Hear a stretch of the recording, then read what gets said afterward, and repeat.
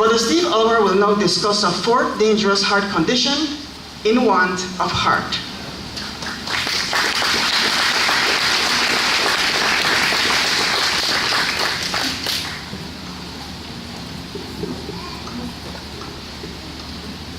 Yes, that's fine, thank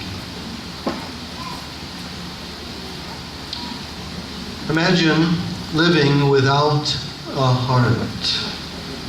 Well, actually, in 2008, there was a patient that lived without her heart for 118 days. 2 artificial pumps kept her blood flowing. Of course, to keep living, she needed a transplant. A far more dangerous condition overtakes people, though, every day. A condition of the heart that is mentioned at Proverbs chapter 7, verse 7. Please turn there and let's identify this serious heart condition. Proverbs chapter 7, verse 7.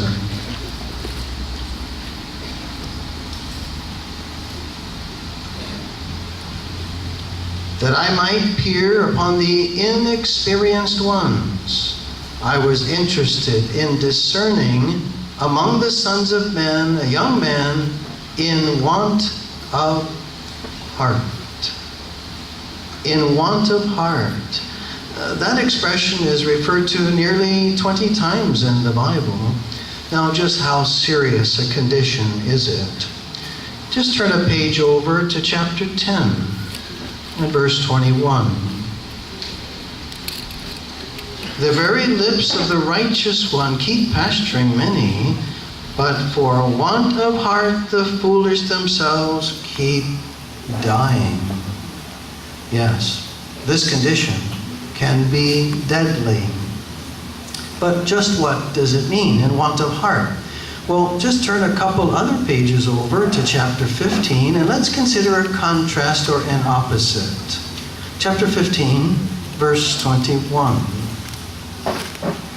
Foolishness is a rejoicing to one who is in want of heart, but the man of discernment is one who goes straight ahead. Yes, the opposite of in want of heart is a man of or woman of discernment, someone that has good understanding. So it does not necessarily mean or refer to solely the absence of a good motive. But if you recall in 7:7 of Proverbs, it says it could reflect an individual who is inexperienced, someone who lacks good sense, good judgment. A person may know the truth. They may know what is right and wrong, but they have failed to develop or give serious attention to the person they are inside, deep inside. They have not developed positive spiritual qualities of the inner person. What should this description mean to us individually? Well, we may start out on a specific course, a certain course with suitable intentions. We mean well, but we may face problems because of unwise decisions. For example, a brother may be well-intentioned to provide for himself and find a job, but rather than accepting a lower-paying job close to his home, he accepts the higher-paying one hour away. Of course, he soon finds the bus system's not so reliable, so he decides to go in debt by buying a car. Of course, now the pay is lower, so overtime comes and he accepts the overtime. But this then cuts into his meeting attendance. 2 hours on the road every day cuts into his personal study and even his ministry. Where is this person headed? Yes, they may start out with good intentions, but they may face dangerous consequences because of making unwise decisions along the way. They're in want of heart.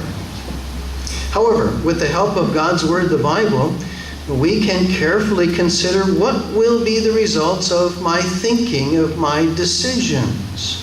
If I think this way and act this way, where is it going to take me? What will be the results? Will I please Jehovah? Will I be left with a good conscience? Will it protect me? Or will the results actually be harmful to me spiritually and maybe even physically? A person in want of heart does not think things through. They do not honestly consider the possible consequences of the decisions and the actions they take. What could happen if we fail to give attention to such inner development? Let us consider two contrasting examples, and the first one is a young girl in want of heart. Now, send. I hope Brad doesn't misunderstand. Better yet, I hope he does misunderstand. What? That was too soon for Brad to reply. Oh, a text from Mike. Well, let's see what Mike has on his mind. He says, "Hey, beautiful, what you been up to?" Well, Mike just made it to the top of my friends list. Let's see, how can I reply? Hey, boyfriend. Wait, I better make boyfriend 2 words, that way he doesn't get the wrong idea. Hey, boyfriend. I'm up to anything you are. Send. I can't believe he called me beautiful. He knew just what I needed to hear. Is this girl showing good judgment, or is she flirting with disaster? Let us now observe how she might demonstrate that she is acquiring heart, that is, developing her inner qualities to please Jehovah.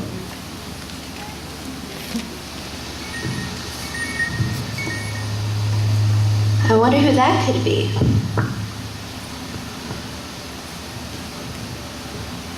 Mike? I wonder what Michael has on his mind. He says, "Hey, beautiful, what you been up to?" Beautiful. Wait, I hardly know this boy, and he's calling me beautiful? That's flirting, and I don't play that game. Does he think I'm that desperate for attention? But how can I reply? You know what? Maybe the best reply is no reply at all. Options, delete, yes, done.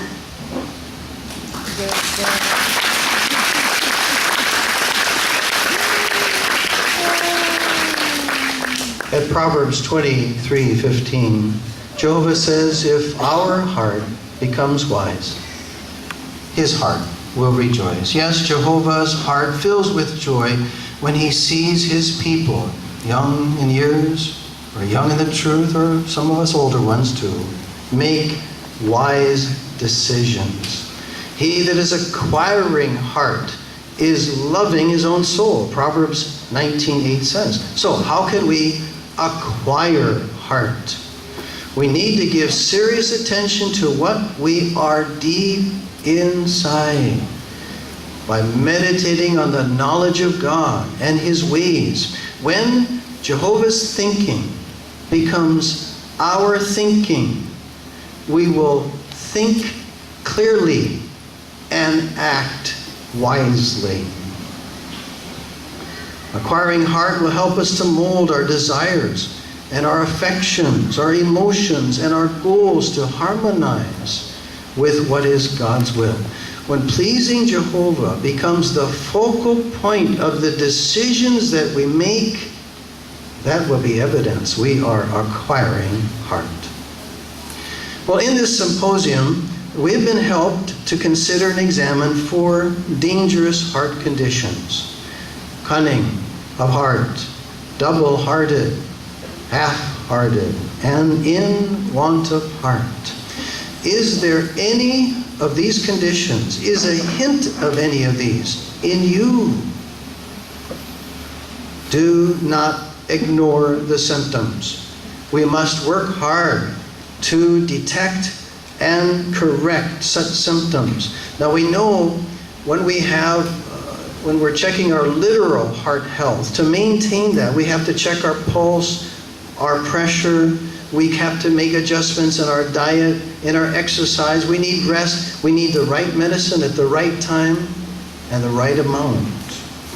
So we must be determined to put forth strenuous effort to examine our figurative heart and make whatever adjustments are needed so as to acquire heart. And the rewards, well, we will be happier, our relationship with Jehovah will be healthier, and our heart will help us to look way into the future, into the everlasting happiness, the everlasting life Jehovah promises.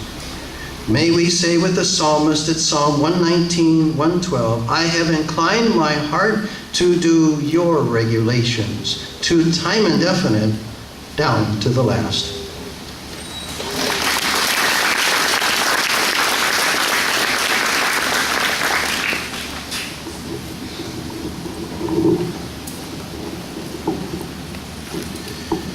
We thoroughly enjoyed those thought-provoking talks and demonstrations. What does God see as He examines our heart? What practical steps can we take to improve our heart condition? Let us pay close attention as Brother David Jacobs from the Dangriga congregation develops the keynote address. Let God's Word reveal the intentions of your heart.